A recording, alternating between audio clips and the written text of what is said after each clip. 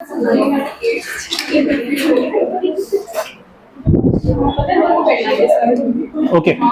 Determinants हमने matrix करते हुए डिटर्मिनेंट्स का थोड़ा बेसिक पढ़ा था, इफ यू गाइस रिमेंबर, पढ़ा था राइट? ओके,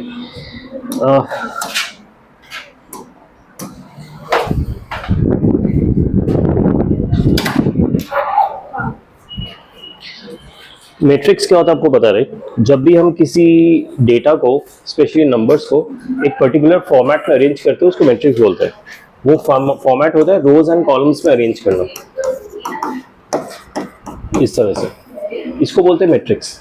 अब इस पे एक पर्टिकुलर ऑपरेशन करते हैं हम। ऑपरेशन का मतलब पता है? मैथ्स का ऑपरेशन, जैसे कि दो नंबर को ऐड करना, सब्ट्रैक्ट करना, मल्टीप्लाई करना, दोज आर कॉल्ड ऑपरेशन। वैसे ही डिटर्मिनेंट भी एक टाइप का ऑपरेशन होता है, ठीक है?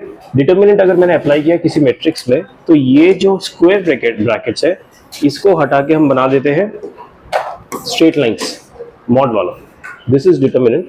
इसका मतलब ये डिटर्मिनेंट ऑपरेशन मैंने इस पे अप्लाई किया है, और इस ऑपरेशन का रिजल्ट क्या होता है? इसको इससे मल्टीप्लाई करते हैं, फिर इसको मल्टीप्लाई करके सब्ट्रैक्ट कर देते हैं।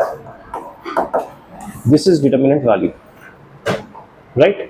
हम just recapping this. I think ये हमने बेसिक थोड़ा पढ़ा हुआ है ऑलरेडी मैट्रिक्स में।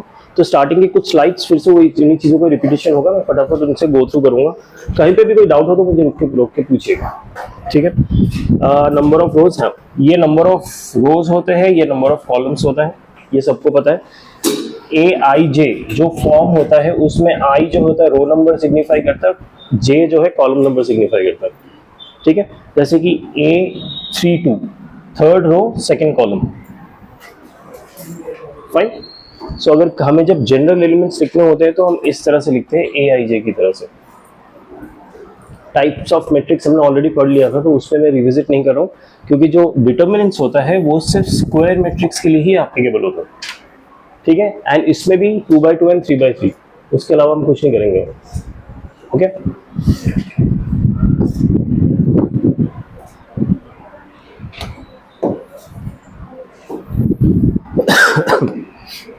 I hope everyone has understanding of order of determinant.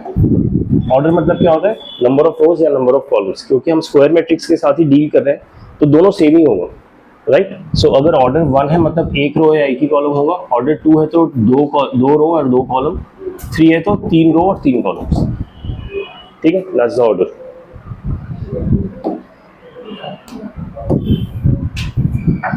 Now value of determinant कैसे निकालते हैं वो भी आपको ऑलरेडी पता है, but still quickly revisit.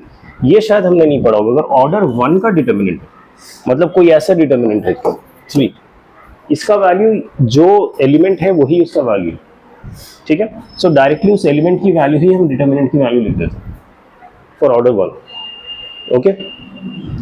For order 2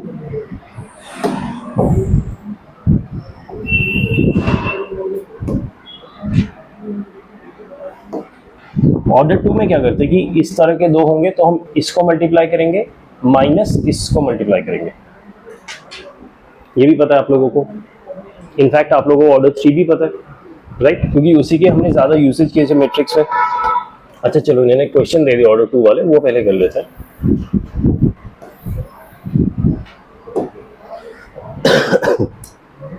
ये वाला पहला क्वेश्चन देखिए, इसका वैल्यू क्या होगा? 6 into -2 minus 7 into -3, this minus this, right? So this is -12 plus 21, 9, ठीक है? समझ आया सबको? ओके। दूसरा वाला क्या होगा देखिए, इसको इससे मल्टीप्लाई करेंगे माइनस इसको इससे मल्टीप्लाई करेंगे, तो ये होगा x² plus x plus 1, x² minus x plus 1 minus x² times x² plus 1, ठीक है? ये बीच में मल्टीप्लाई है, वाइट है तो मैंने गैप छोड़ दिया,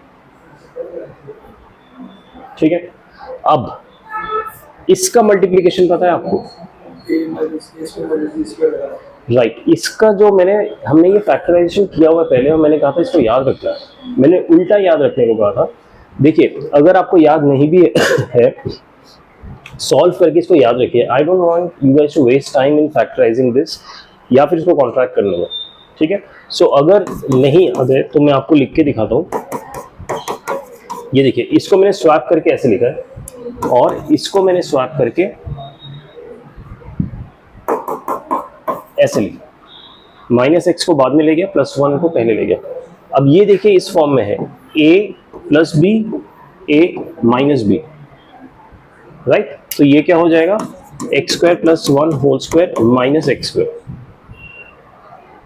हुआ। अब इसको ब्रैकेट खोलेंगे तो x to the power 4 plus 1 plus 2x square minus X square, this is equal to x to the power 4 plus X square plus 1। आगे से आपको क्या याद रखना है, कहीं पे भी अगर ये आपको एक्सप्रेशन देखा, इसका फैक्टराइजेशन सीधा ये कर देना, अदर वे राउंड, ये दोनों फैक्टर्स देखे मल्टीप्लाई करके सीधा ये कर देना, बीच के स्टेप्स नहीं करने, ये याद होना चाहिए, ठीक है। सो इसका वैल्यू अगर ये आ गया तो बाद में इसको भी माइनस कर देते हैं, तो ये हो जाएगा minus X to the power 4 minus X square, इसको ब्रैकेट ओपन करके लिखा, सो दिस बिकम्स व्हाट, ये कैंसिल, आंसर 1 आ गया। समझ आया सबको, ठीक है, आगे बढ़ते हैं। ओके, अब डिटर्मिनेंट ऑफ ऑर्डर 3 का एक्सपेंशन, 3 ऑर्डर के डिटर्मिनेंट का एक्सपेंशन, ये भी हमने किया हुआ, राइट। पहले हम क्या करते हैं, इस एलिमेंट को लेते हैं, यहां लिखा, फिर इन दोनों रो और कॉलम को हाइड करते हैं, जो इस एलिमेंट का कॉरस्पॉन्डिंग रो एंड कॉलम है उसको हम हाइड कर देते हैं, बचा क्या, ये दोनों, दिस माइनस दिस, ये। इसको इन्होंने instead of writing this minus this उन्होंने डिटर्मिनेंट फॉर्म में लिख दिया सीधा, ठीक है। इस डिटर्मिनेंट को आप सॉल्व करेंगे तो दिस माइनस दिस ही आएगा, ठीक है। फिर इसके साथ नेगेटिव लगाया, ये वाला एलिमेंट वैल्यू लिखा, फिर इसको और इसको हाइड किया तो दिस माइनस दिस, फिर तीसरे को उठाया प्लस के साथ, फिर ये दोनों, ये वाला बच गया तो यहां पे लिख दिया, ठीक है। ये समझ आ गया। इसमें एक और चीज ध्यान दीजिए जो हमने पहले नहीं पढ़ा था, हमने जो इनको असाइन किए थे एलिमेंट्स को साइन, इसको प्लस माइनस प्लस, अकॉर्डिंगली हम यहाँ पे प्लस माइनस प्लस लिखते थे, ठीक है। ये साइंस भी असाइन होते हैं बाकी एलिमेंट्स को भी, plus minus plus minus plus minus plus. ये क्या होता है कि हम ऑल्टरनेट साइन असाइन करते हैं हमेशा, ये साइंस याद रखना। हमने ये जो एग्जांपल देखा है, ये मैंने against the first row expand किया, हम अगेंस्ट द सेकंड रो भी एक्सपैंड कर सकते हैं, अगेंस्ट थर्ड रो भी कर सकते हैं, against first column, second column, third column, किसी के भी अगेंस्ट हम एक्सपैंड करते सकते हैं, आंसर सेम आएगा, ठीक है। फॉर एग्जांपल अगर मैं सेकंड कॉलम के अगेंस्ट एक्सपैंड करके दिखाऊं तो जो साइनेज है ना वो चेंज नहीं होने वाला, साइन वही रहेगा, ठीक है, जो एलिमेंट के पोजीशंस के साइन है। तो इसको मैं उठाऊंगा तो माइनस A12 आएगा, आप लोग समझ रहे, ठीक है। माइनस A12 आएगा तो बचेगा क्या, ये और ये, तो ये हो गया A21 A33 minus A31 A23,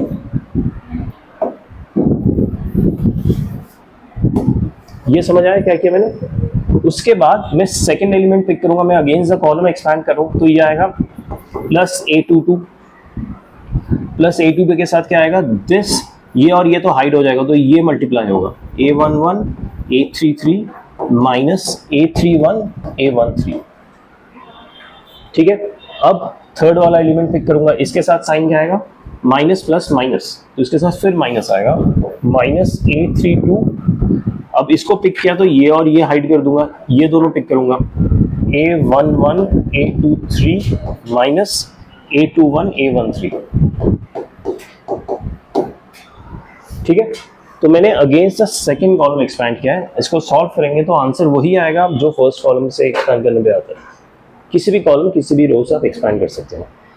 हम चूज कैसे करते हैं, जनरली क्या होता है ना, बहुत सारे डिटर्मिनेंट्स के ना जब हम एक्सपेंशन करेंगे तो आपको जीरो भी दिख सकते हैं, जिस रो या जिस कॉलम में आपको मैक्सिमम जीरो दिखे उसमें एक्सपैंड कीजिए। उससे क्या होगा ना कि अगर मान लीजिए ये भी जीरो था, ये भी जीरो था, तो ये वाला पूरा वैल्यू जीरो हो जाएगा, ये वाला पूरा वैल्यू जीरो हो जाएगा, सिर्फ इसके अगेंस्ट आंसर आ जाएगा, तो फटाफट आंसर आ जाता है। इसलिए जिस रो या कॉलम में मैक्सिमम जीरोस दिखे उसके अगेंस्ट एक्सपैंड कीजिए, that's how you choose, okay. अब देखिए ये वाला एक्सपैंड करके देखेंगे quickly, just it should take 2 minutes. You choose any row, any column, as per your understanding बताइए क्या आंसर आएगा।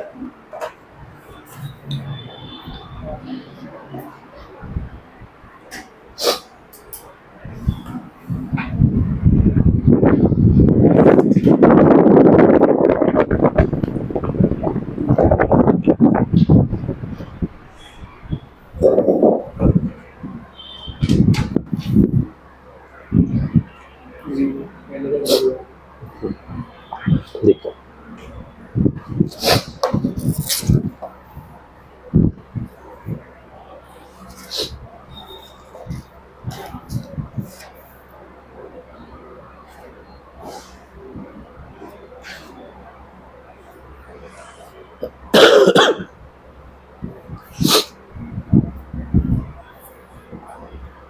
फर्स्ट वाले का आंसर आया।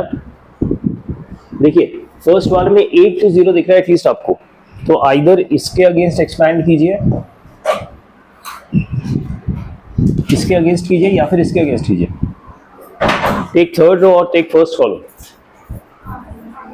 क्या आंसर आया? फर्स्ट आंसर 0 आया। किसी को डाउट हो तो बताइएगा, मैं करके दिखा दूं। देखते हैं। यप ठीक है, सेकंड वाले में आपको देखिए सेकंड कॉलम में 2 0 दिख रहा है, थर्ड कॉलम में सॉरी, तो इसका अगेंस्ट कर दीजिए एक्सपैंड। इतना कन्वीनियंट अब कंफर्टेबल आपको हो जाना चाहिए कि किसी भी रो किसी भी कॉलम के अगेंस्ट आप एक्सपैंड कर सकते हैं। सर एक स्पेसिफिक रो और कॉलम के अगेंस्ट करना, एक स्पेसिफिक रो और कॉलम के अगेंस्ट एक्सपैंड करना, मतलब कि हमने अभी तक जो एक्सपेंशन सीखा था, मतलब सॉल्व करने के लिए मैं क्या करता था, ये एलिमेंट लेता था, इन दोनों को मल्टीप्लाई माइनस करता था, फिर इसका नेगेटिव लेके करता था, फिर इसका पॉजिटिव लेके ऐसे करता था। That is against row 1, expansion against row 1। मैं एक्सपेंशन अगेंस्ट कॉलम 3 भी कर सकता हूँ कि इसको लिया, इसको प्लस माइनस करके मल्टीप्लाई किया, फिर इसको लिया, अच्छा ये साइन क्या है, पॉजिटिव है, इसका साइन नेगेटिव होगा, इसका पॉजिटिव होगा, तो इसका नेगेटिव लिया, इनके कॉलम रो को हाइड किया, इन दोनों को मल्टीप्लाई किया, फिर ये against the third column expansion हो गया। ठीक है, अब अगेंस्ट द थर्ड कॉलम करने का फायदा क्या हो रहा है ना, कि जैसे ही मैंने फर्स्ट एलिमेंट के अगेंस्ट एक्सपेंशन किया, बाकी दो को मैं इग्नोर कर सकता हूँ क्योंकि वो 0 से मल्टीप्लाई हो रहे हैं, तो 0 हो जाएगा। तो फर्स्ट एलिमेंट से आपको फाइनल आंसर मिल जाएगा 5। ठीक है, आगे बढ़ सकते हैं। ओके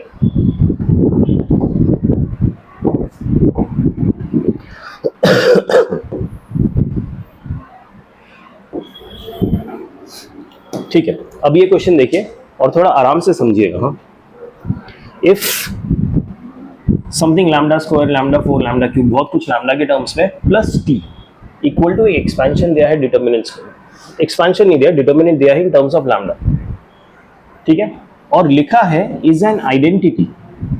आइडेंटिटी मतलब क्या होता है पहले हमें वो समझना है। ठीक है, it is given that this equation बीच में इक्वल है, तो this equal to this equation, then value of T is, यहाँ पे एक टी बैठा है आपको दिख रहा है, इस टी का वैल्यू ढूंढना है, तो टी एक अननोन बैठा है, उसकी वैल्यू ढूंढनी है। उसके अलावा लैम्डा, पी, क्यू, आर, बहुत सारे अननोन्स हैं जो हमें गिवन नहीं है, हमें टी की वैल्यू ढूंढनी है।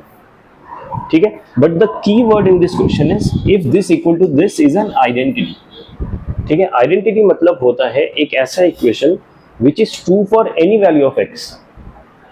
ठीक है, जैसे कि अगर मैं लिखता हूं X square minus 2x plus 1 equal to 0। ठीक है, इसमें x की वैल्यू क्या आएगी, 1, राइट। तो this equation is true only for x equal to 1, एक ही x के वैल्यू के लिए ट्रू। ठीक है, लेकिन आइडेंटिटी ऐसा इक्वेशन होता है कि आप यहाँ पे अननोन क्या है, लैम्डा है, लैम्डा की कुछ भी वैल्यू डालोगे ट्रू हो जाएगा, 0 डालो ट्रू हो जाएगा, 3 डालो ट्रू हो जाएगा, 10 डालो ट्रू हो। ठीक है, lambda belongs to real number, ऐसा इन्होंने ये शायद लिखा नहीं है, लिखना चाहिए था। लैम्डा की आप कुछ भी वैल्यू डालो, ये आइडेंटिटी ट्रू होगा।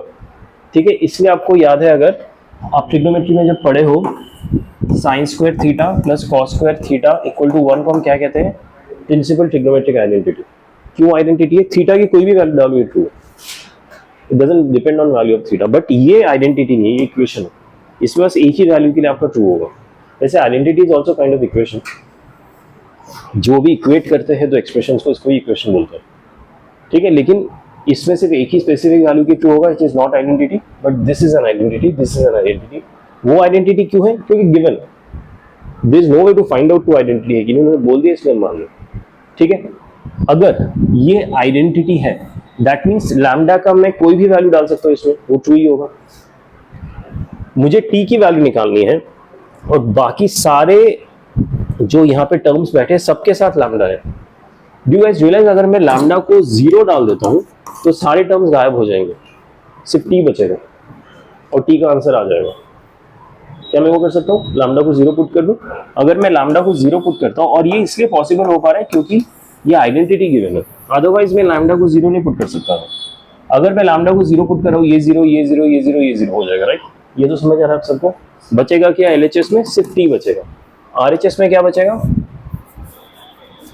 पहला टर्म 0, 1 -3 -1 2 4 3 4 0, यही बच रहा है। लैम्डा को 0 पुट किया मैंने RHS में। इसमें डाउट है किसी को? ठीक है, सॉल्व करके बताइए कितने आ रहा है टी का आंसर।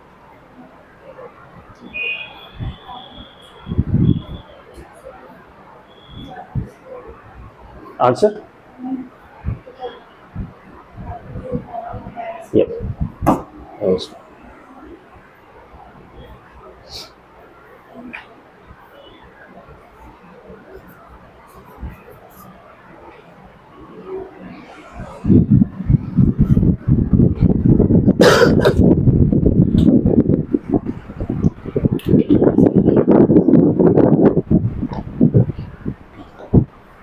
yep.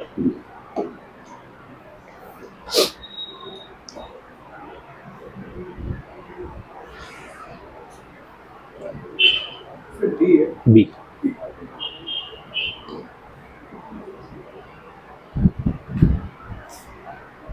किसके अगेंस्ट एक्सपैंड किया? फर्स्ट रो के अगेंस्ट करो या थर्ड कॉलम, सब सेम है, थर्ड रो, क्योंकि एक ही 0 है ना। ठीक है, डायगोनल के अगेंस्ट एक्सपैंड मत कर देना कभी, सिर्फ रो या कॉलम के अगेंस्ट ही होता है। हो गया? 18 आया सबका आंसर?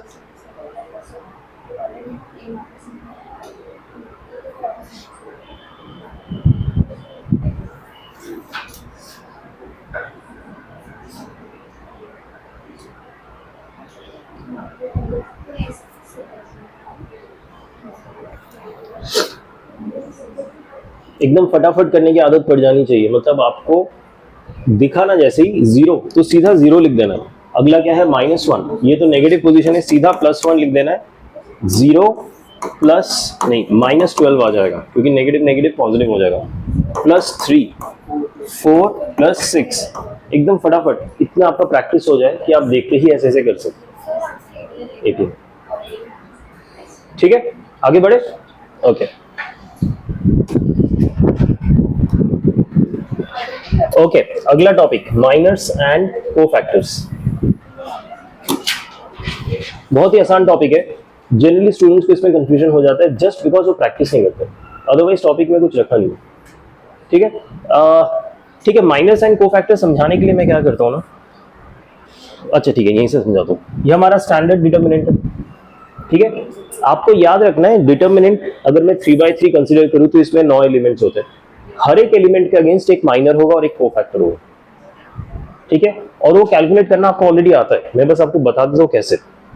A11 का सबसे पहले हम सीखेंगे माइनर, कोफैक्टर उसके बाद सीखेंगे। ठीक है, A11 का जो माइनर है, जो माइनर का वैल्यू होगा वो है A22 into A33 minus A32 into A23, ये इसका माइनर है।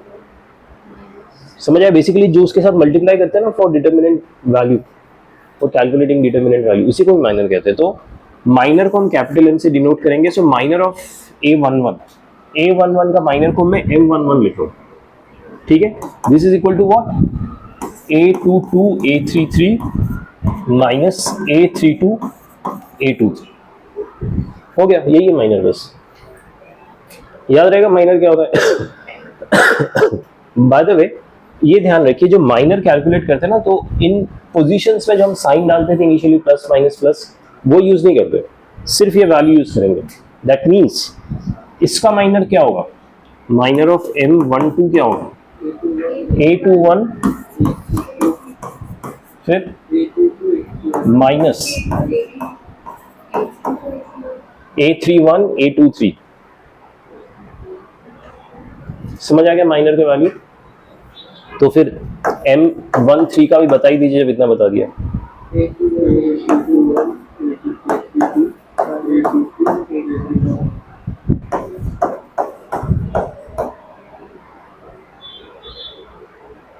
समझ आ गया? क्या आप बाकी एलिमेंट्स का भी माइनर बता सकते हैं? माइनर का कैलकुलेशन भी हमें फटाफट आ जाना चाहिए, ठीक है, क्योंकि आगे काम आने वाला है। कि अभी तो मैंने 3 एलिमेंट्स के माइनर लिखे ना, आपके 9 के 9 एलिमेंट्स के माइनर लिखने पड़ेंगे और उन माइनर्स को यूज करके नया डिटर्मिनेंट बनाना पड़ेगा। मतलब कि इसका जो माइनर डिटर्मिनेंट होगा वो होगा M11 M22 M13, ठीक है, M21 M22 इस टाइप से होगा वो, ठीक है। बट एनीवेज वो आगे जब करना है तब देखेंगे। समझ आ गया माइनर कैसे कैलकुलेट करते हैं? कोफैक्टर कैसे कैलकुलेट करेंगे? माइनर से। माइनर पहले कैलकुलेट कीजिए और आपको ये पता है ना हर एक पोजीशन में साइन क्या क्या होता है? इसका साइन है प्लस माइनस प्लस, उसी साइन को इसका आगे लगा दीजिए तो ये कोफैक्टर हो जाता है, ठीक है। कोफैक्टर को जनरली मेंस में C से डिनोट किया जाता है, CBSE में A से डिनोट किया जाता है, ठीक है। तो इसको आप लिख सकते हैं A11 इक्वल टू दिस। मैं C भी यूज कर रहा हूं just so that you don't have confusion. C और A कोई भी यूज कर सकते हैं फॉर कोफैक्टर, बट कैपिटल में होना चाहिए। स्मॉल में A होता है एलिमेंट्स के लिए, कैपिटल में A या C होता है कोफैक्टर। माइनर कैलकुलेट कीजिए और उसके पोजीशन का जो साइन है वो लगा दीजिए तो वो कोफैक्टर बन जाएगा। आ गया समझ में? माइनर कैलकुलेट कर पाओगे? कोई कंफ्यूजन है? माइनर कैलकुलेट किया, आपको पता है हर एक एलिमेंट के पोजीशन का एक साइन होता है, ये हमने पढ़ा है कैलकुलेट करते हुए डिटरमिनेंट वैल्यू। उसी साइन को माइनर के अगेंस्ट लगा दीजिए। ये फर्स्ट पोजीशन का माइनर है तो प्लस लगाया, सेकंड पोजीशन का ये माइनर है तो नेगेटिव लगाया, थर्ड का ये है तो प्लस लगाया। यही कोफैक्टर होता है with the sign. Value same रहता है बस साइन चेंज हो जाता है, प्लस या माइनस डिपेंडिंग ऑन पोजीशन। समझ आया कोफैक्टर? डाउट है किसी को? Sir minor cofactor is type of operation, you can say yes, ठीक है। आगे बढ़े।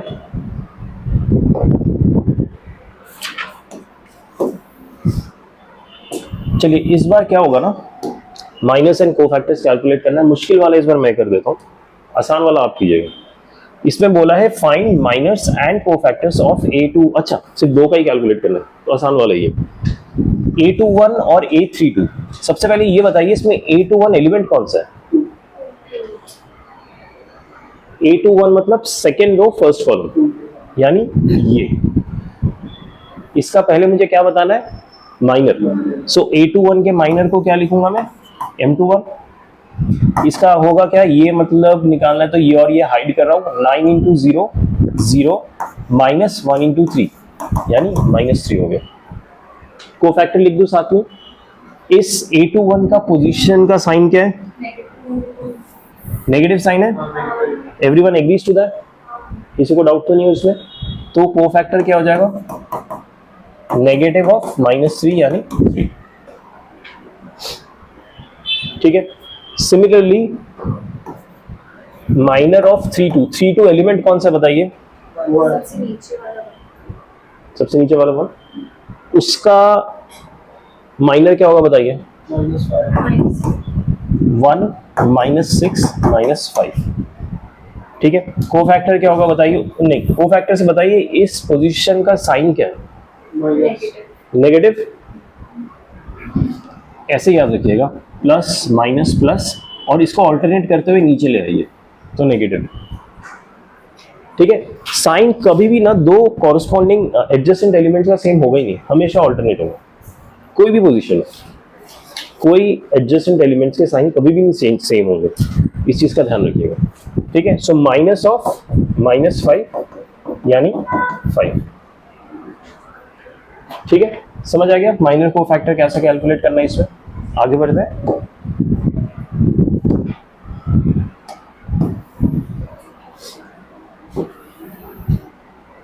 ये देखिए, find minors and cofactors of all the elements of determinant A. सारे एलिमेंट्स के माइनस और कोफैक्टर्स बताइए, लिख के देखिए और बताइए क्या आता है। पहले माइनस कैलकुलेट कीजिए, फिर कोफैक्टर कैलकुलेट कीजिए फॉर ऑल द एलिमेंट्स।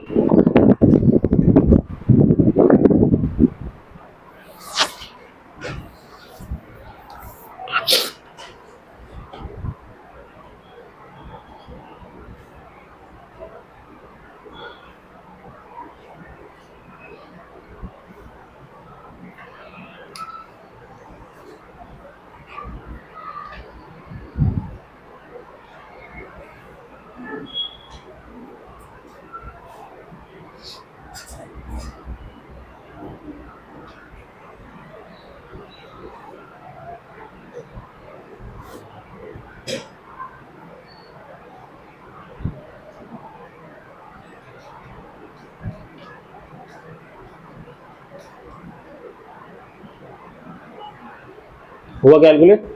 एक बार वेरीफाई कर लीजिए।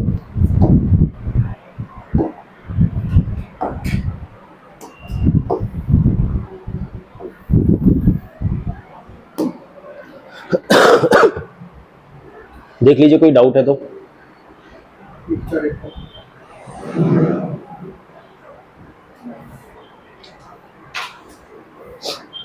हाँ,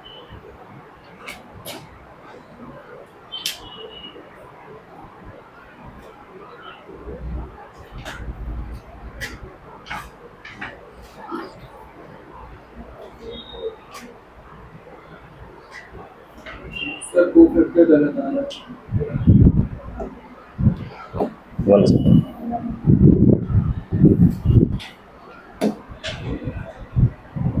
माइनर सारे ठीक है। अच्छा, कोफैक्टर कौन से पोजीशन का गलत आ रहा है? सारे ऑपोजिट आ रहे हैं। क्या साइन होता है? प्लस माइनस माइनस प्लस, तो -5 का होगा -5, इट्स फाइन। 6 का होगा -6, 2 का होगा -2, 3 का होगा 3। यप, बी वेरी केयरफुल, जरूरत पड़े तो साइन प्लेस करो खुद से। समझ आया कोफैक्टर कैसे कैलकुलेट हुआ? आगे बढ़े।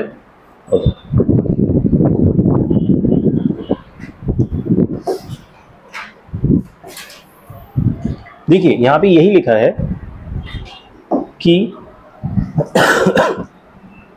कोफैक्टर निकालने का इजी तरीका है कि माइनर निकालो और पोजीशन के हिसाब से साइन डालो, जो हम कर रहे हैं अभी तक, वही लिखा है इसमें। ठीक है, इन्होंने पोजीशन के हिसाब से साइंस बना के रखा, एलिमेंट्स नहीं, सिर्फ साइन लिख दिया, तो वैसे आप साइन डाल दो पोजीशन के हिसाब से। ओके, अब एक चीज और ध्यान दीजिए, कुछ नया नहीं सीखने वाले, जो सीखे हैं उसी को ही अलग तरीके से लिखने वाले।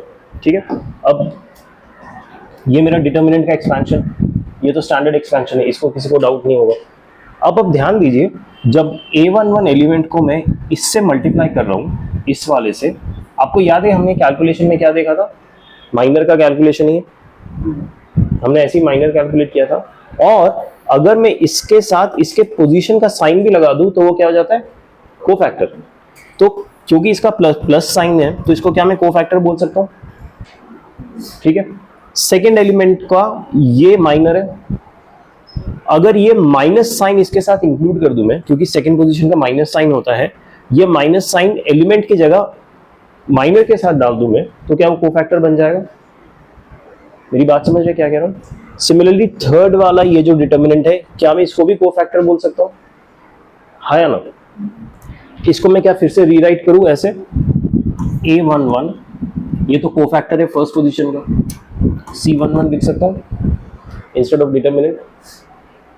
ठीक है, अब ध्यान दीजिए, सेकेंड एलिमेंट के लिए ये जो नेगेटिव साइन है ना, इसको मैं डिटर्मिनेंट के साथ लगा दूं, नेगेटिव। ठीक है, और यहां पे मैं प्लस कर दे रहा हूं, क्योंकि नेगेटिव में डिटर्मिनेंट के साथ मल्टीप्लाई कर दूं। ठीक है, नेगेटिव को जब is determinant value which is the minor value, negative of minor value is cofactor for second position. With the negative sign वो कोफैक्टर हो गया ना सेकंड पोजीशन का, तो I can write plus A12, plus क्यों? क्योंकि नेगेटिव उठा के मैंने इसके साथ लिख दिया और बाहर से प्लस ही बचा इसमें, ठीक है, इनटू को फैक्टर 1 2। समझ आया क्या किया मैंने? नहीं समझ आया? ठीक है, एक काम करता हूँ, बीच में ना एक स्टेप एक्स्ट्रा डाल देता हूँ, मे भी उससे थोड़ा आसान लगे। A11, अच्छा इसको मैं माइनर तो लिख सकता हूँ, माइनर 1 1, इसमें डाउट है किसी को? Okay, negative of A12 minor 1 2, minor तो लिख सकता हूँ, माइनर लिखने में तो कोई उसकी साइन की जरूरत ही नहीं होती। A13 माइनर 1 3, ऐसे लिख सकता हूँ सिर्फ माइनर के टर्म्स में।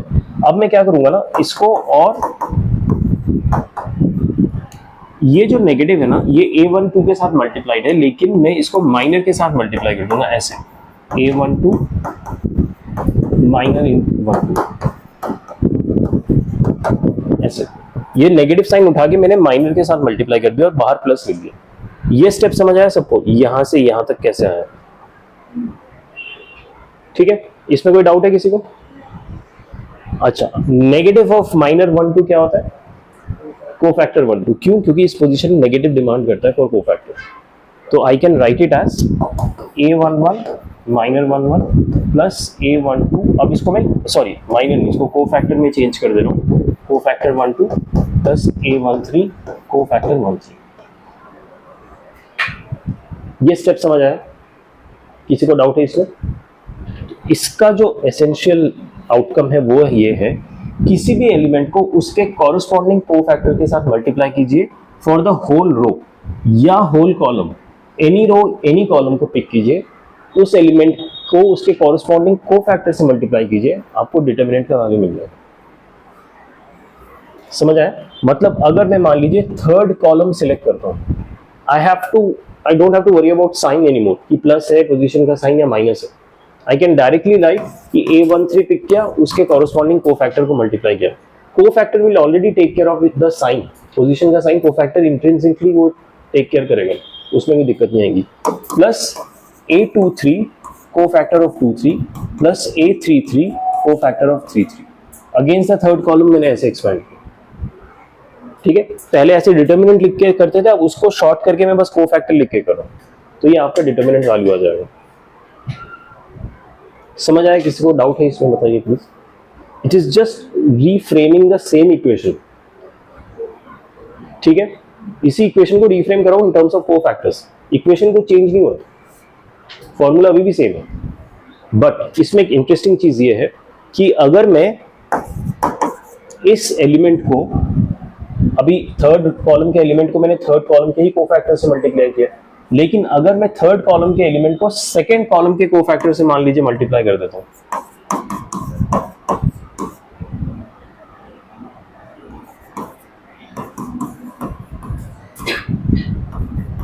ठीक है, इसमें ध्यान दीजिए, जो कोफैक्टर्स मल्टीप्लाई कर रहा हूं ना, ये एक कॉलम पहले के, तो इसका आंसर हमेशा 0 आएगा, हमेशा। इसको याद कर लीजिए, किसी भी कॉलम या किसी भी रो के एलिमेंट्स को मैं किसी और कॉलम या किसी और रो के कोफैक्टर से मल्टीप्लाई करता हूं तो आंसर 0 आएगा। मैंने इसमें सेकंड का दिखाया, फर्स्ट से भी करोगे तो आंसर 0 आएगा। क्यों 0 आता है? आप कोई भी एग्जांपल लेके करके देख लीजिए, 0 ही आएगा, उस पर मत जाइए, बस इसको याद कर लीजिए कि किसी भी, और ये आपके ना एनसीईआरटी में भी हेल्पफुल होगा, उसमें भी इसके क्वेश्चन आते हैं, किसी भी एलिमेंट्स को किसी और कॉलम या किसी और रो के कोफैक्टर से मल्टीप्लाई करके ऐड करेंगे, आंसर 0 आएगा। हाँ, लेकिन इसमें यह होना चाहिए कि एलिमेंट्स सारे पर्टिकुलर कॉलम के होने चाहिए और कोफैक्टर किसी और कॉलम के होने चाहिए, लेकिन सेम कॉलम के होने चाहिए। ये नहीं कि ये मैंने फर्स्ट कॉलम का ले लिया, ये सेकंड का ले लिया, थर्ड का ले लिया, वैसे नहीं हो सकता। ये सारे थर्ड कॉलम के एलिमेंट्स है, ये सारे सेकंड कॉलम के कोफैक्टर्स है, तभी आंसर 0 आएगा। और अगर डिटरमिनेंट चाहिए तो जिस कॉलम या रो के एलिमेंट्स को पिक किया है, उसी कॉलम या रो के कोफैक्टर्स को पिक करना है, ऐड कर देना, आंसर डिटरमिनेंट का वैल्यू आ जाएगा। ठीक है, इज दैट फाइन? आगे बढ़े? ओके।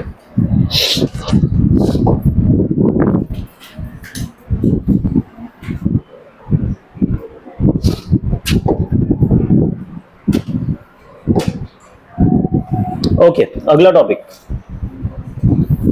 ये डिटर्मिनेंट का सबसे बड़ा टॉपिक है, ऑल्दो आसान है, it's not difficult, but properties of determinant. 6-7 properties पढ़ेंगे डिटर्मिनेंट्स के। Very interesting properties, maximum question जो आते हैं प्रॉपर्टी बेस्ड ही आते हैं, ठीक है। और ये सबसे टाइम टेकिंग टॉपिक है डिटर्मिनेंट्स का, बट इसका मतलब ये नहीं कि डिफिकल्ट है, ठीक है। कुछ प्रॉपर्टीज देखते हैं क्या होता है। आई थिंक पहला प्रॉपर्टी आपको पता भी होगा, let me just read it for you once. The value of determinant remains unchanged, determinant का वैल्यू चेंज नहीं होता if rows and columns are interchanged. मतलब जो रो है उसको मैं कॉलम बना देता हूं, ठीक है। ये जो रो है इसको मैंने ये कॉलम बना दिया, ये जो रो है इसको मैंने ये कॉलम बना दिया, बेसिकली ट्रांसपोज। अगर आप ट्रांसपोज कर देते हैं तो डिटर्मिनेंट का वैल्यू चेंज नहीं होता, ठीक है। सो अगर मेरा एक मैट्रिक्स है, उसका मैंने डिटर्मिनेंट वैल्यू कैलकुलेट किया, उसी मैट्रिक्स को मैंने ट्रांसपोज किया और इसका डिटर्मिनेंट वैल्यू कैलकुलेट किया, तो दोनों सेम हो, ठीक है। सो डिटर्मिनेंट में ट्रांसपोज की नहीं चलती, करो ना करो सेम आंसर ही आएगा। This is the first property, transpose करने पे डिटर्मिनेंट वैल्यू चेंज नहीं होती। याद रहेगा सबको, आसान है एकदम। ओके, ये क्या लिखा है, this is called transfer, same चीज।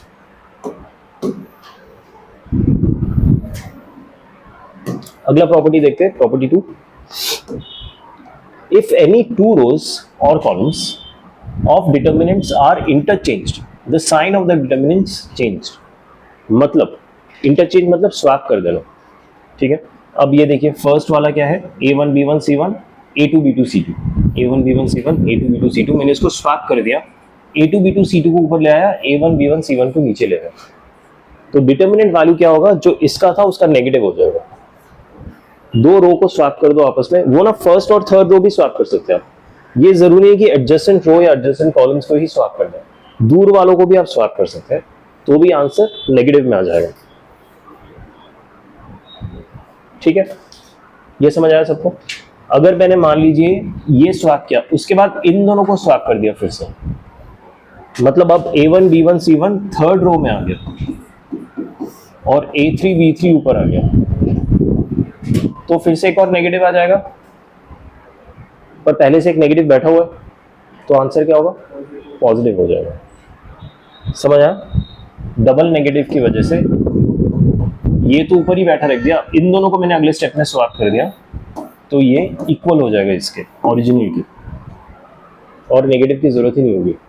मतलब साइन के साथ स्वैप करना। हाँ हाँ, देखो जब तुम डिटर्मिनेंट निकाल रहे होगे ना, तुम्हें ये नहीं पता ये स्वैप्ड है कि नहीं है। मान लीजिए कि इसका डिटर्मिनेंट वैल्यू 6 है, आपने स्वैप करके कैलकुलेट किया तो -6 आएगा, आपने फिर से स्वैप करके कैलकुलेट किया तो फिर से 6 आएगा,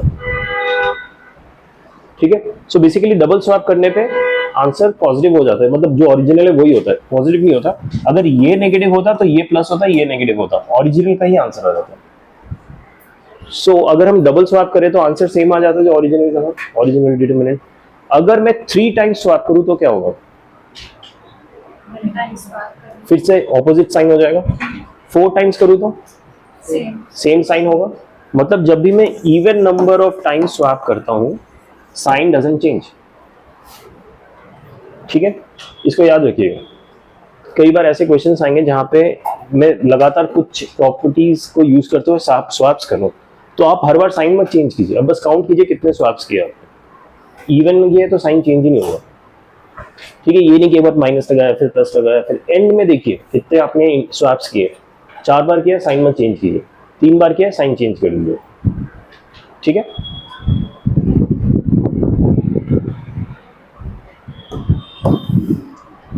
यही प्रॉपर्टी एक बार मैं आपको पढ़ के सुनाता हूं।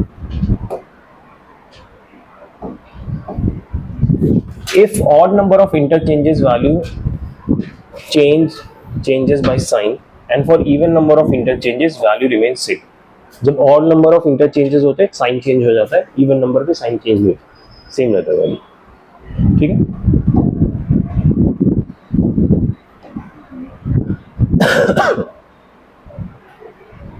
हाँ बाय द वे, इसको ना एक और टर्म बोलते हैं, इसको जंपिंग भी बोला जाता है। जंप मतलब क्या होता है कि जैसे कि मैंने 2 स्वैप किए, 2 स्वैप करने पे क्या होगा, देखिए ये जो मेरा पहला वाला कॉलम रो है ये फर्स्ट स्वैप के बाद सेकेंड रो पे आ गया, ठीक है, फर्स्ट स्वैप के बाद सेकेंड रो पे आ गया, और उसके बाद मैंने थर्ड स्वैप किया तो ये थर्ड रो पे आ गया, sorry second swap, first swap पे सेकेंड रो पे आया, सेकेंड स्वैप पे थर्ड रो पे आ गया। तो मैं डायरेक्टली भी यहां से यहां तक जा सकता हूं, ये जरूरी नहीं कि मैंने एक स्वैप किया फिर दूसरा स्वैप किया यहां पे आया, मैं सीधा फर्स्ट को थर्ड में शिफ्ट कर सकता हूं, ठीक है। लेकिन आपको ये ध्यान देना है, इफ एनी रो और column of a determinant is jumped over n number of rose, n number of रोज मतलब कि यहां पे मैंने कितने रोज जंप किए, 2 रो, या यहां पे मैं जंप करके सीधा सेकंड रो पे आया, इंस्टेड ऑफ फर्स्ट मैं सेकंड पे चला गया, ठीक है। तो जो n नंबर ऑफ रोज होंगे आपका जो साइन होगा उस हिसाब से चेंज हो जाएगा। अगर आप even number of rose jump करके पहुंच रहे हैं तो प्लस ही रहेगा साइन, जो ओरिजिनल साइन था वही रहेगा। अगर आप ऑड में कर रहे हैं तो नेगेटिव हो जाएगा। या फिर इसको आप वैसे भी समझ सकते हैं कि मैंने 2 स्वैप किए इसलिए पॉजिटिव हुआ, 1 स्वैप किया इसलिए नेगेटिव हुआ। समझ आया सबको? ये सेम चीज है जो हमने डबल स्वैपिंग पढ़ा था ना, उसी को जंप करके यूज किया। जंप मतलब मैंने 2 रो एक साथ जंप किया इंस्टेड ऑफ सिंगल, ठीक है।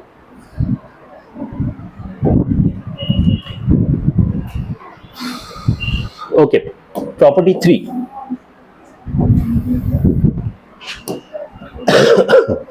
प्रॉपर्टी 3 देखिए, वेरी इजी वन। कोई भी डिटर्मिनेंट लो, कोई भी 2 रोज या 2 कॉलम्स में सेम वैल्यूज हो अगर, तो उसका आंसर 0 आएगा। कोई भी 2 रो या 2 कॉलम में सेम वैल्यू हो तो आंसर 0 आएगा। एक और कंडीशन में 0 आता है अगर वो प्रोपोर्शनल हो, मतलब जैसे कि ये 1 to 7 है, 2 4 8 है, 2 4 8 का प्रोपोर्शनल देखिए 3 6 9 है, नहीं आई एम सॉरी, उल्टा है ये। 1 2 3 का प्रोपोर्शन क्या है? 2 4 6, इसका ट्वाइस बैठा है, 1 का ट्वाइस 2, 2 का ट्वाइस 4, 3 का ट्वाइस 6। सो फर्स्ट कॉलम का प्रोपोर्शन बैठा है सेकंड कॉलम में, ठीक है, ट्वाइस बैठा है ना। अगर ये x है तो ये 2x है, क्योंकि दोनों कॉलम प्रोपोर्शनल में है, आंसर 0 जाएगा।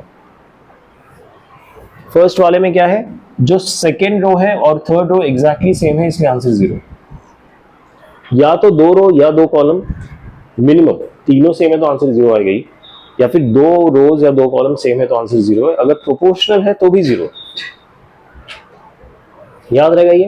कोई भी डिटरमिनेंट ऐसे दिख गया जिसमें सेम रो या सेम कॉलम है या प्रोपोर्शनल रो कॉलम है, सीधा आंसर 0 लिख देना, फिर कैलकुलेट नहीं करना और, ठीक है। That is property 3।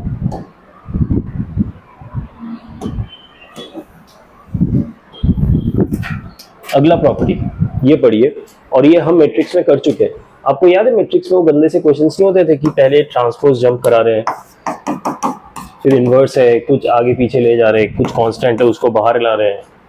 अगर डिटर्मिनेंट है तो कांस्टेंट को बाहर लाने का तरीका अलग है, एडजॉइंट है तो बाहर लाने का तरीका अलग है, मैट्रिक्स है तो बाहर लाने का तरीका है। याद है ना?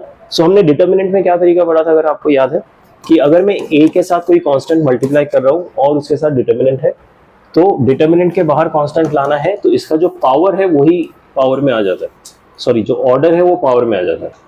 अगर ये ऑर्डर 3 का मैट्रिक्स है तो k³ आ जाता है वहां। याद है डिटर्मिनेंट में क्या होता था? अच्छा इतना याद है तो बताओ एडजॉइंट में क्या होता था? अब अगर k को बाहर लाना है तो यहाँ पे क्या आएगा बताओ? n-1। 3 अगर ऑर्डर है इसका तो यहाँ पे 2 आ जाएगा। और अगर सिर्फ मैट्रिक्स से k को बाहर लाना है तो क्या आता है बाहर? k का पावर क्या आएगा? हाँ क्या बताओ, नंबर बताओ। बस k बाहर आएगा। मैट्रिक्स में हम डायरेक्टली कांस्टेंट बाहर ले आते हैं, ठीक है, क्योंकि तीनों रो या तीनों कॉलम से हम कॉमन टर्म को बाहर लाएंगे। और कुछ पढ़ा था इसके अलावा हमने? Adjoint, determinant and matrix. एक और था I think which I am forgetting, हाँ इनवर्स, राइट। बट इनवर्स में हम कांस्टेंट बाहर लाते थे क्या? लाते थे क्या? आई डोंट थिंक इनवर्स में हम लाते थे। बट एनीवेज डिटर्मिनेंट याद है आपको? वही इसका प्रॉपर्टी 4 है। If all the elements of a row or column be multiplied by k, then the value of determinant is multiplied by k है। ओके, मतलब कि अगर मैं, ये मेरा डिटर्मिनेंट वैल्यू है A11, A12, A13, A21, A22, A23, A31, A32, A33, ये मेरा डिटर्मिनेंट है। अगर मैंने एक किसी पर्टिकुलर कॉलम या रो के सारे वैल्यूज को k से मल्टीप्लाई कर दिया तो ये डिटर्मिनेंट वैल्यू k टाइम्स बढ़ जाएगा। ठीक है। मान लीजिए कि मैंने एक और रो को k से मल्टीप्लाई कर दिया तो डिटर्मिनेंट वैल्यू k स्क्वायर हो जाएगा। ठीक है। और अगर तीसरे को भी किया तो k क्यूब हो जाएगा। बेसिकली एक रो से हम एक ही कांस्टेंट को पिक कर सकते हैं। मतलब अगर मुझे कांस्टेंट बाहर लाना है, one row at a time हमें कांस्टेंट बाहर लाना पड़ेगा, या फिर one column at a time constant बाहर लाना पड़ेगा। सब से एक साथ कांस्टेंट निकाल के हम डिटर्मिनेंट के बाहर नहीं ला सकते। ठीक है। एक कॉलम या कोई एक रो पकड़ी, उसमें जो कॉमन चीज है उसको बाहर ले आएंगे। ओके।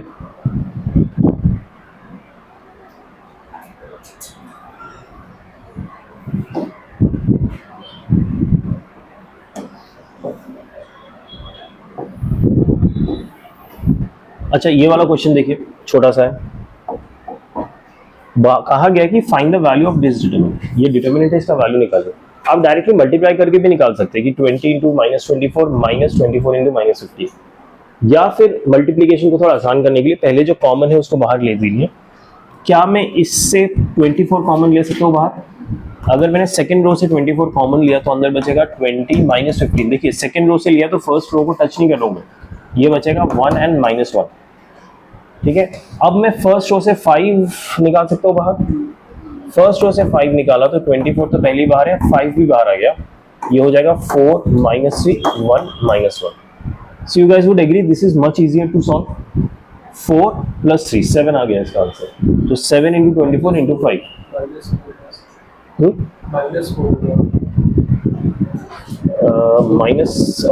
-4 plus 3 यानी -1, यानी इस दिस इंटू -1 समझ आया प्रॉपर्टी का काम, प्रॉपर्टी 4 का। चलिए क्वेश्चन देखते हैं।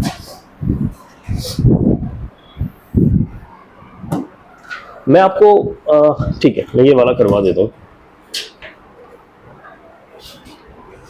या फिर मैं आपको एक चीज बता देता हूं। मैं चाहता हूं आप लोग खुद करें। ये वाला दिख रहा है आपको कि k मैंने एक डिटर्मिनेंट को मल्टीप्लाई किया तो मैंने किसी एक पर्टिकुलर रो से उसको मल्टीप्लाई कर दिया। ठीक है। मैं ऐसा भी कर सकता था कि मेरे पास मान लीजिए ये जो k है ना यहाँ पे है ही नहीं, मान लीजिए सिर्फ k जो है फर्स्ट कॉलम के अगेंस्ट सारे k, फर्स्ट कॉलम के अगेंस्ट सारे k, तो मैंने फर्स्ट कॉलम के अगेंस्ट जो सारे k उसको कॉमन लेके बाहर k कर दिया। ठीक है। अब इसको मैं मल्टीप्लाई करके ना सेकेंड रो के अगेंस्ट सारे डाल सकता हूँ। मतलब I can equate it to a1 b1 c1 k times a2 k times b2 k times c2 a3 b3 c3, ऐसे भी कर सकते हैं।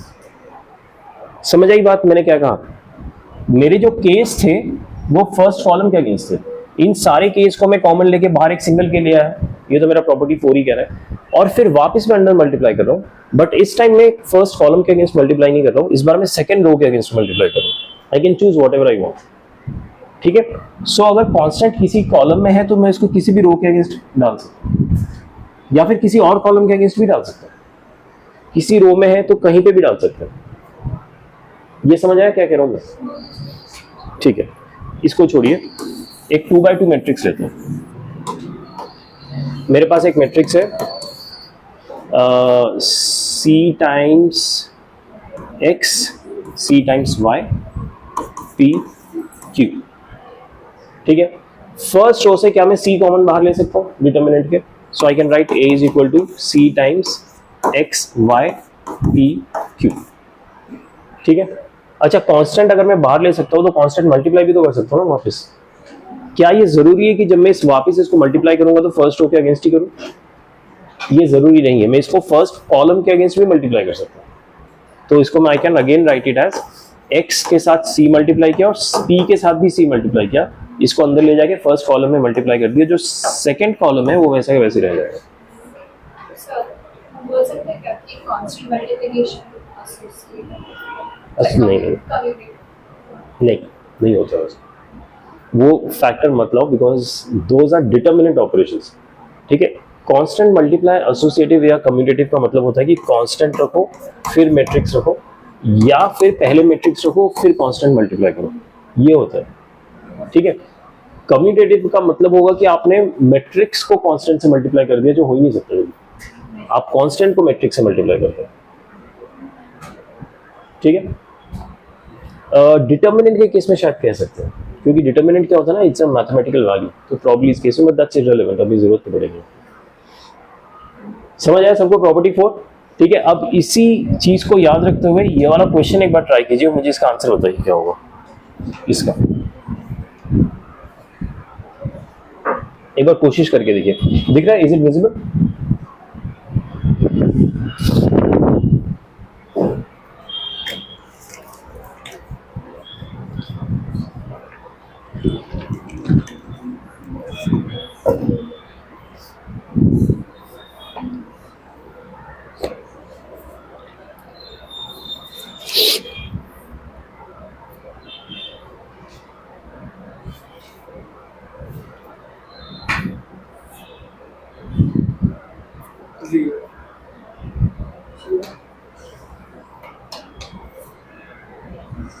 एक्सपैंड मत करने लग जाना प्लीज।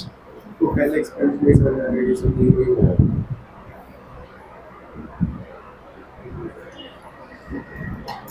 सिर्फ प्रॉपर्टी यूज करके हो जाएगा, डोंट एक्सपैंड।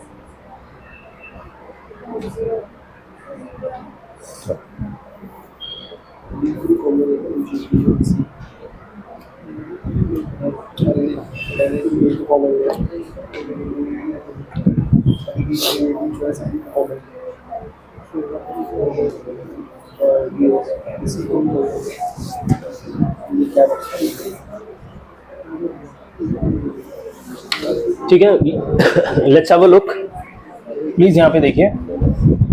अच्छा, आप ऑब्जर्व कीजिए, ये जो पहला रो है, क्या इससे मैं कुछ कॉमन निकाल सकता हूँ बाहर? ए आ जाएगा कॉमन। सेकेंड रो से क्या कॉमन आ सकता है? थर्ड से, तो ए बी सी बाहर कॉमन ले रहा हूँ, अंदर बचेगा, इससे ए कॉमन लिया था तो ए बी सी, सेकेंड में बी कॉमन लिया तो ए बी सी, थर्ड से सी कॉमन लिया तो ए बी सी, तीनों बराबर हो गए तो डेफिनेटली जीरो है। जब दो रोज बराबर हो जाते हैं, दो कॉलम्स बराबर होते हैं, आंसर जीरो आता है, तो आंसर जीरो हो गया। प्रॉपर्टीज एक्सपैंड करना ही नहीं है, मैंने मना किया था एक्सपैंड करने से। ठीक है, आगे बढ़े। अच्छा, अगला property, property 5, again very easy property. ध्यान से देखिए प्रॉपर्टी 5, हाँ ये थोड़ा टीडियस हो सकता है, कॉम्प्लिकेटेड नहीं होगा, टीडियस होगा, मतलब लंबा खींच सकता है, कॉम्प्लिकेशन इसमें कुछ नहीं है। अगर कोई डिटर्मिनेंट आपका इस फॉर्म में है, ठीक है, जहां पे देखिए फर्स्ट रो ऐसा में दो टर्म्स का सम लिख सकता हूं, तो इस प्लस के अगेंस्ट में डिटर्मिनेंट को ब्रेक कर सकते हैं। मतलब कि ये a1 a2 a3 b1 b2 b3 c1 c2 c3 का मैं एक डिटर्मिनेंट बना दूंगा, और second term x a2 a3 y b2 b3 z c2 c3 का मैं दूसरा डिटर्मिनेंट बना लूंगा, और ये जो प्लस टर्म था इसको मैं बाहर लिख दूंगा। मतलब इस प्लस के अगेंस्ट में डिटर्मिनेंट को ब्रेक कर सकते हैं। समझ आया? This is property 5। कई बार क्या होता है ना कि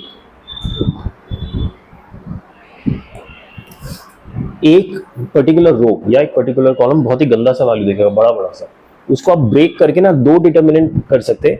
एक डिटर्मिनेंट आसानी से सॉल्व हो जाएगा, दूसरा भी आसानी से सॉल्व हो जाएगा, instead of solving one big determinant. या फिर क्वेश्चन का फॉर्मेट ही ऐसा होगा कि ये एक वेरिएबल और एक कांस्टेंट के टर्म में दिया होगा, तो ब्रेक करके सॉल्व कीजिए। समझ आया प्रॉपर्टी 5? Is it difficult? याद रहेगा ना? प्लस के अगेंस्ट, हाँ यहाँ पे बाय द वे माइनस भी हो सकता है, ये प्लस नहीं, अगर सबके साथ माइनस हो तो यहाँ पे माइनस आ जाएगा, बट प्लस माइनस का कॉम्बिनेशन हो तो आप या तो सबको माइनस कर दीजिए ब्रैकेट में लेके, या सबको प्लस कर दीजिए, उसके बाद ब्रेक कीजिए। मल्टीप्लीकेशन में ऐसा ब्रेकेज नहीं होता, इस चीज का ध्यान रखिए। ठीक है, गॉट इट?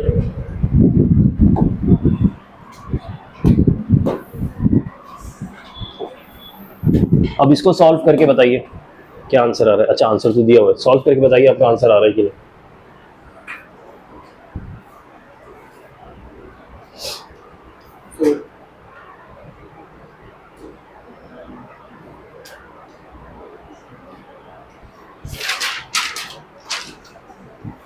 हो गया?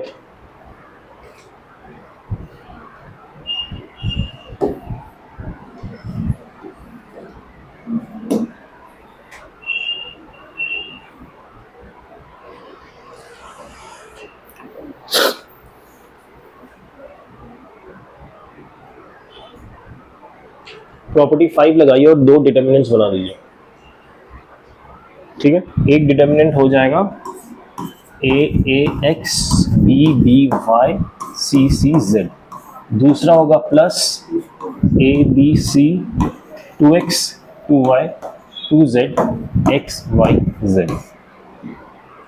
ऐसे ब्रेक कर सकते हैं प्रॉपर्टी 5 लगा के। इसमें ये दोनों रो सेम है, ये और ये दोनों सेम है, तो आंसर 0 हो गया। सेकंड वाले में ये और ये प्रोपोर्शनल है, तो फिर आंसर 0 हो गया, तो आंसर 0 हो गया। ठीक है, आसान है, आगे बढ़े।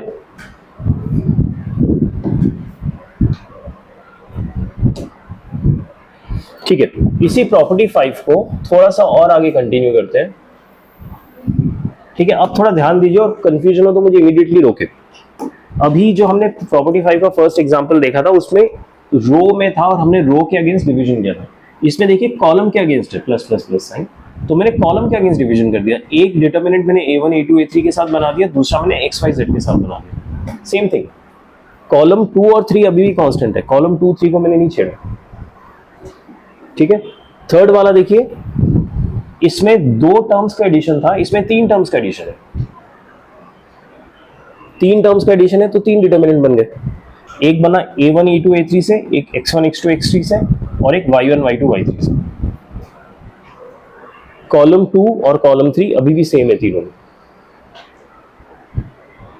उसी का एक्सटेंशन करते जा रहे हैं कुछ, इसलिए थोड़ा टीडियस हो सकता है बट कॉम्प्लिकेटेड नहीं है, सेम लॉजिक लग रहा है अभी।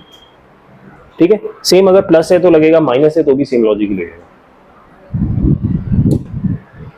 अच्छा, अब ये चीज देखिए, ये भी सेम चीज है बट इसको सिग्मा में लिखूंगा।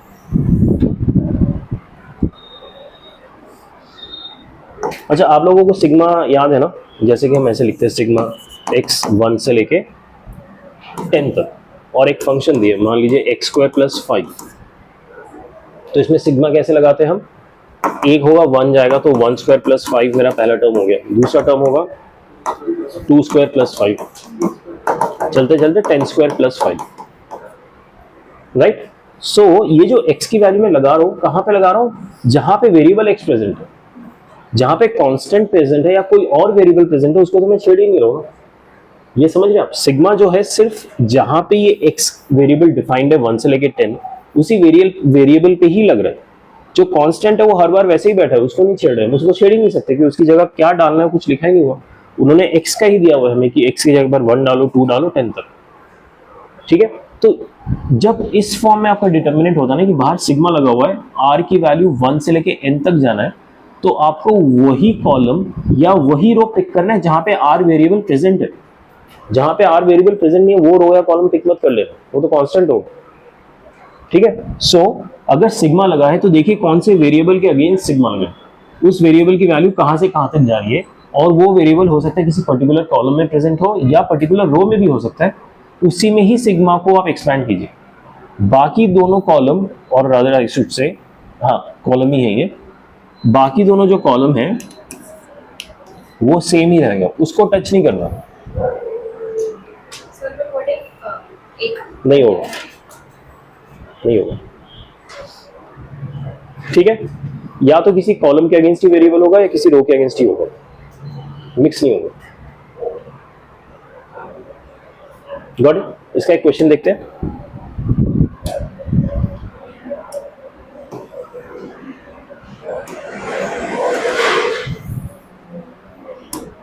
ये क्वेश्चन देखिए, थोड़ा आराम से देखिएगा।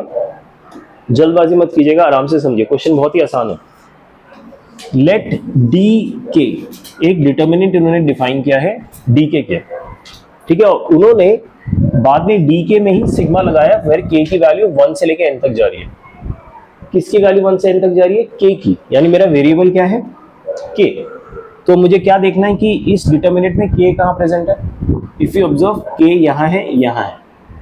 अब क्योंकि यहाँ पे अब या रो 1 के अगेंस्ट ही अब मैं एक्सपैंड कर सकता हूँ, कॉलम के अगेंस्ट कर ही नहीं सकता क्योंकि रो 1 के अगेंस्ट ही 2 है, तो मुझे ये वाला पूरा रो के लेना पड़ेगा। ऑल्दो यहाँ पे के है नहीं, तो मैं खुद से k टू द पावर 0 भी लिख सकता हूँ, वैसे उसकी भी जरूरत नहीं पड़ेगी, but just for our understanding मैं आपको बता दूं, ठीक है। सो मैं ये जो सिग्मा है इसको मैं रो 1 के अगेंस्ट एक्सपैंड करूंगा क्योंकि वेरिएबल के रो 1 में ही प्रेजेंट है। उन्होंने सिग्मा का एक्सपेंशन का आंसर भी दे दिया 96, ठीक है, और वो पूछे देन यहाँ पे एक और वेरिएबल बैठा है n, n की वैल्यू बताओ। क्वेश्चन समझ आया कि नहीं? एक डिटर्मिनेंट दिया है, डिटर्मिनेंट में उन्होंने सिग्मा ऑपरेशन किया है और सिग्मा ऑपरेशन क्या है? के वेरिएबल के अगेंस्ट, के की वैल्यू 1 से लेकर n तक जाएगी। के वेरिएबल मुझे दिख रहा है कि रो 1 पे प्रेजेंट है, तो ये जो सिग्मा लगेगा ये रो 1 के अगेंस्ट ही लगेगा, किसी और रो या किसी और कॉलम के अगेंस्ट नहीं लगेगा क्योंकि और रो में के है ही नहीं। मैं चाह के भी के की वैल्यूज 1 से लेकर n तक डाल ही नहीं पाऊंगा, ठीक है। और इन्होंने बोल दिया कि ये सिग्मा करने के बाद आंसर 96 आना चाहिए, तो n की वैल्यू बताओ अकॉर्डिंग। समझ आया क्वेश्चन? तो पहला स्टेप में लिख रहा हूं, ध्यान से बताइए। सिग्मा लिखूंगा LHS में और सिग्मा लिखूंगा RHS में, और सिग्मा में रो 1 के अगेंस्ट एक्सपैंड करूंगा, ये देखना, ठीक है। तो LHS में तो सिग्मा सिंपल ही है, k is from 1 to n, d of k, ठीक है। RHS में कैसे आएगा देखिए, सिग्मा ऑफ 1 आएगा, मैं फर्स्ट रो के अगेंस्ट सिग्मा लगा रहा हूँ, k 1 टू n रहेगा वो मैं नहीं लिख रहा। सिग्मा ऑफ 2 के आएगा, थर्ड होगा सिग्मा ऑफ 2k माइनस 1। ये मैंने सिग्मा को एक्सपैंड किया फर्स्ट रो के अगेंस्ट क्योंकि k फर्स्ट रो में बैठा हुआ, बाकी जो चीज है वो वैसी की वैसी ही रहेगी, उनको छेड़ना ही नहीं है।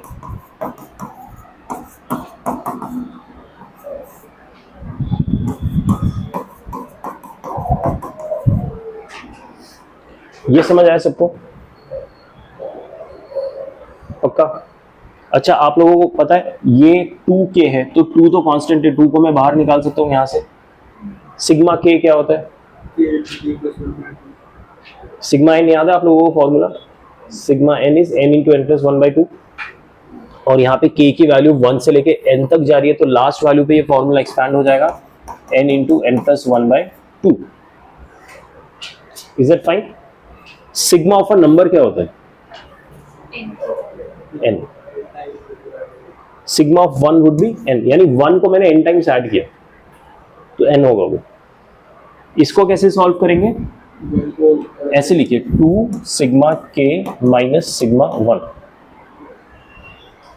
ठीक है। तो ये क्या हो जाएगा? ट्वाइस ऑफ सिग्मा k मुझे पता है क्या होता है, n into n plus 1 upon 2 minus sigma 1 is n। Is that fine? हाँ, समझ आया सबको? तो इसी डिटर्मिनेंट को मैं रीराइट करूं, ये तो अब n हो जाएगा, ये क्या हो जाएगा n into n plus 1/2 expand करके देख। अच्छा नहीं, बाहर एक 2 भी बैठा है देखिए, तो ये 2 और ये 2 कैंसिल हो जाएगा, n स्क्वायर प्लस n आ जाएगा सेकेंड एलिमेंट। समझ आया सबको? ये बाहर एक एक्स्ट्रा 2 बैठा हुआ था ना, ये वाला, उसको मैंने डिवाइड बाय 2 से कैंसिल कर दिया, तो n स्क्वायर प्लस n आया। यहाँ पे सॉल्व करेंगे तो ये 2 भी कैंसिल होगा, n square plus n minus n, सिर्फ n स्क्वायर बचेगा, ठीक है। और नीचे क्या है already n square plus n plus 2, n square plus n, यहाँ पे n स्क्वायर है, यहाँ पे n स्क्वायर है, यहाँ पे है n square plus n plus 2। अब देखिए फर्स्ट, हाँ डाउट है किसी को? फर्स्ट रो यहाँ पे n है, यहाँ पे n स्क्वायर है, यहाँ पे n है, यहाँ पे n स्क्वायर है, लेकिन ये अलग हो जा रहा है, राइट? तो आपको याद है हम प्रॉपर्टी नहीं, इसमें नहीं लिख सकते।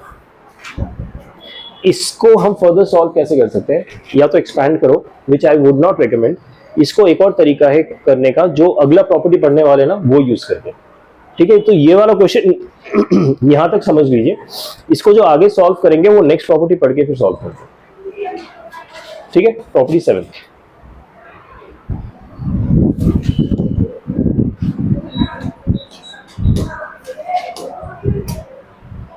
अरे यार एक और क्वेश्चन आ गया, चलो ये क्वेश्चन भी कर लेते हैं।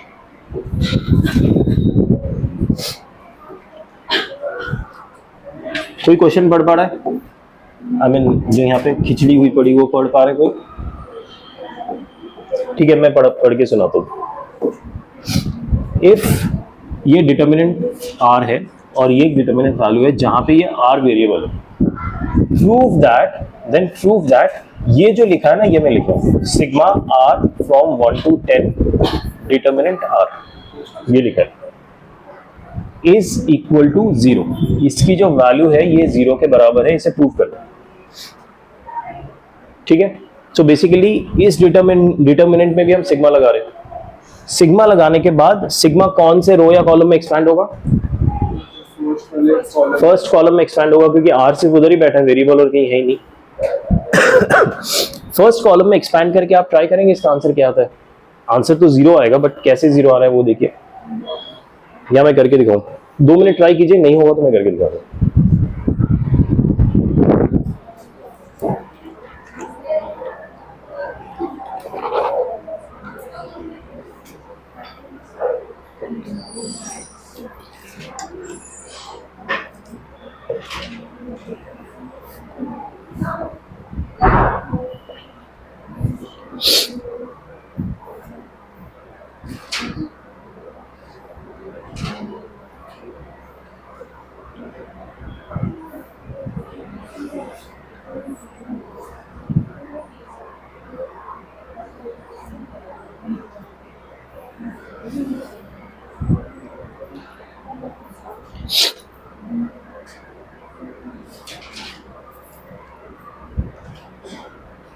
अच्छा, आप लोगों ने डिफरेंशिएशन पढ़ा है क्या? फिजिक्स में पढ़ा है? हाँ।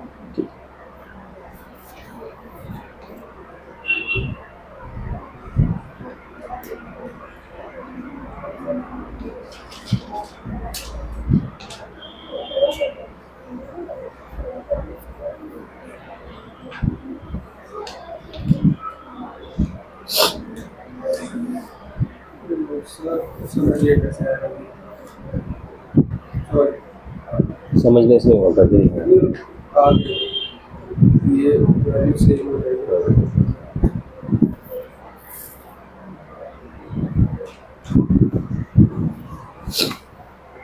हो रहा है कुछ? देखिए, यहां से मुझे सिग्मा की वैल्यू कैलकुलेट करनी है, राइट? सिग्मा अंदर लेके जाऊंगा तो फर्स्ट कॉलम के अगेंस्ट सब सिग्मा जाएगा, तो सिग्मा ऑफ r कितना होता है? r into r plus 1/2। लेकिन ये वैल्यू कहां से जा रही है? 1 से लेके 10 है, तो 10 इंटू 10 प्लस 1/2 आएगा। ये समझ आया सबको क्या किया मैंने? अगला क्या है? 1 और अगला है 55। इनको मैं वैल्यू लिख लेता हूं because they are easy to right.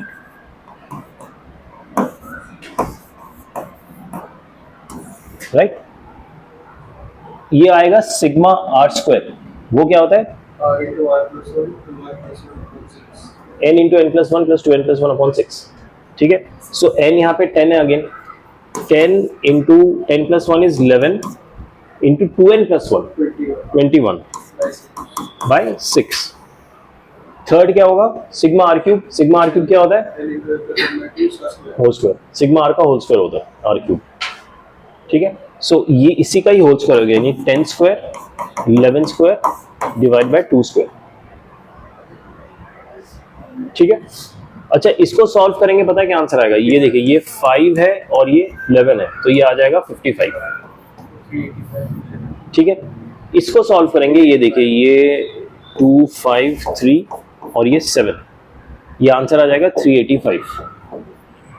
Similarly ये क्या आएगा? इसी का होल स्क्वायर, 55 का होल स्क्वायर 3025। सो ये और ये मैच कर रहा है, ये और ये मैच कर रहा है, ये और ये मैच कर रहा है। Column 1 and column 3 are exactly same. जब दो कॉलम्स की सेम वैल्यूज होते हैं तो आंसर क्या आता है डिटर्मिनेंट का? 0। समझ आया सबको? इजी था। ठीक है, एक और क्वेश्चन देख लेते हैं लास्ट। तो अच्छा ये क्वेश्चन नहीं है, ये इसी प्रॉपर्टी 5 का फर्दर ब्रेकडाउन है।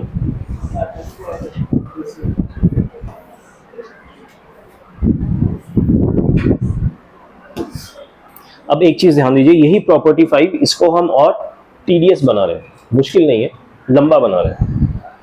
पहले हमने देखा था किसी एक रो या किसी एक कॉलम के अगेंस्ट हम ब्रेक कर रहे थे, राइट। अब मान लीजिए ये जो प्लस के हमारे डिवीजन से ये 2 रो में है, जब भी 2 रो या मोर देन 1 रो में होना, एक बार में ब्रेक नहीं करना है, एक एक रो या एक एक कॉलम पिक करके ब्रेक करना है, ठीक है। तो सबसे पहले मैंने क्या किया, फर्स्ट रो को पिक किया, फर्स्ट रो को A1 X1 करके A1 और X1, B1 Y1 और C1 Z1 को C1 Z1 2 डिटरमिनेंट्स में ब्रेक किया। सेकेंड रो को मैंने टच ही नहीं किया, सेकेंड रो अभी का वैसा का वैसे ही पड़ा, ठीक है। सिर्फ फर्स्ट को मैंने 2 में ब्रेक कर दिया।